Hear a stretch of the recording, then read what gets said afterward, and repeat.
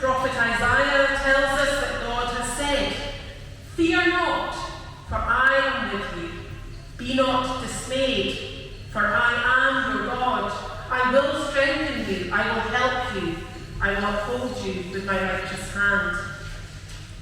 And in Paul's letter to the Philippians, we are told, "Do not be anxious about anything, but in everything, by prayer and supplication with thanksgiving, let your requests be made known to God."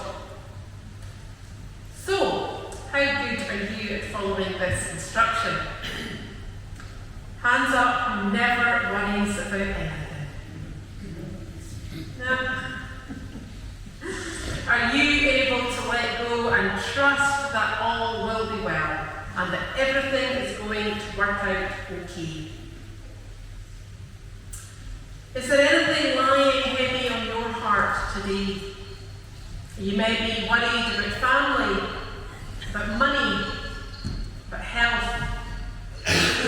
Or maybe you have wider concerns. Maybe it's the world of politics and the swing of Western countries towards right-wing policies which worries you. Refugees, do we let them in or do we turn them away? Even further afield, maybe it's the war in Ukraine which is breaking your heart, or you're concerned with the situation in Israel, Palestine, and the conflict over the Gaza Strip. Don't be anxious, says Paul. Fear not, says Isaiah. Don't worry about tomorrow, says Jesus. So how do we balance our natural inclinations for concern and care for others, about providing for our families, ensuring the bills are paid, and the instruction not to allow anxiety to weigh down our hearts? What does worry and anxiety do to us? Well, as we were speaking about with Jessica, on a physical level, if we're worried, anxious or stressed about situations, it causes our body to enter what we know as fight or flight. In other words, our adrenaline spikes, either to allow us to run away from the cause of our stress, or so that we have the energy to combat it. Now, that works if the thing which is causing you stress is a large bear or a fire. In both cases, I would probably be doing my version of running in the opposite direction. But if the thing which is causing us stress is a health scare, financial problems, then running away or fighting isn't actually going to work. So we have all this adrenaline buzzing around in our system, and it's got nowhere to go. In the meantime, our heart rate has risen, our muscles have got all tense, our stomach feels tight, we feel queasy, and our logical brain is shutting down. Basically, all the blood flow is going to the essential parts of the body needed for fighting or running away. And then imagine that stress stays for days, weeks, months, and our body is continuously responding to this spike of adrenaline. We aren't meant to live like that. Our bodies are not designed to be in that constant state. So it stops functioning properly. Our muscles get achy, our immune system doesn't work as well, our heart is racing, we get headaches, we get stomach upsets, and this makes us less able to function in normal life, less able to fulfill our potential, and probably isn't resolving the cause of our stress, but is adding to it. So the Bible tells us, don't be anxious, fear not, do not worry about tomorrow. Because God cares for us. God doesn't want us to make ourselves literally sick with worry, fear, or anxiety. Our human situation is uncertain. We cannot predict what will happen in the next year, month, day, even minute with any great certainty. In just a moment, a decision, either yours or phone call, or a word can change our lives beyond recognition. But we can't live our lives waiting for the other shoe to drop. And we can't control every part of our lives.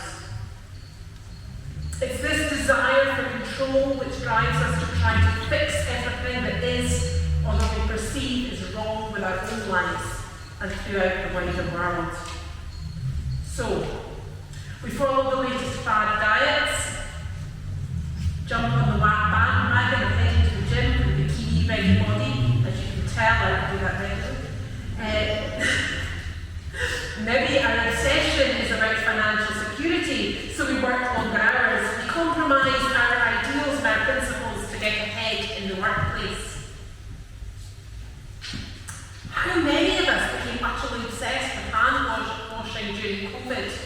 That 2-metre space, they are 1.5 metres away from me, not 2. And those masks. Walking around the supermarket, they're not wearing a mask.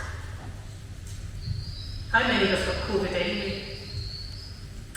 I'm not saying that any of these things are necessarily bad in themselves, but taking that example of COVID, we were isolated and we had nothing else to think about. We were all in a constant state of high alert. Physical and mental health declined during COVID. Young children's social skills weren't developed. It impacted academic learning. Dementia and memory difficulties became more acute. Don't get me wrong, I'm not saying we did the wrong thing during COVID, but I don't know whether different decisions were really right either. This isn't a political commentary, but I do know that our anxiety levels increased as we tried to control something that was uncontrollable. So, what's the alternative? Do we just plan nothing? Do we wing it and say, that's not my responsibility?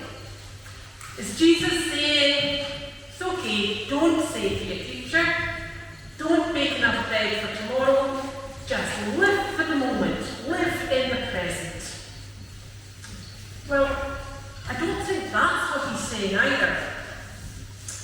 Jesus' actions when he was on earth will communicate a lack of forward planning. He spent 30 years preparing for ministry, 30 years being human and experiencing the ups and downs of life on earth. He spent 3 years preparing his disciples for ministry. Plans can be good. Plans give our lives structure and shape. They help us to grow and develop, to reach for new things, and to experience life in its fullness. But the thing is, we mustn't become obsessed with these plans. They cannot become immovable and inflexible, because life isn't like that. We have a plan here at Aberdeen North. On the face of it, it's a little bit crazy. We're planning a new building to replace the buildings at the back. On Wednesday, you may well see some surveyors poking around and gathering information so that they can draw. Sorry. I don't know what's whistling, something's whistling. On Wednesday, you may well see some surveyors poking around gathering information so that they can draw, guess what? Plans. It's going to be expensive. We don't know how expensive, but I can guarantee it's more money than we've got. If we ask them to build something that's fitted into our budget, we might get something the size of a quarter. So we're dreaming big. We're following the crazy call of God to trust that tomorrow will be provided for. We believe that God has a plan and a purpose for this parish, and we're sensing his presence moving in this place. We feel certain that God is not done with Northfield, Maastricht and Summerhill, and that somehow this Church of Scotland in this place has a part to play in his work. So if a new building is going to further God's kingdom in Aberdeen, then I believe the funds will be available for it. And if that isn't God's plan, then they won't be.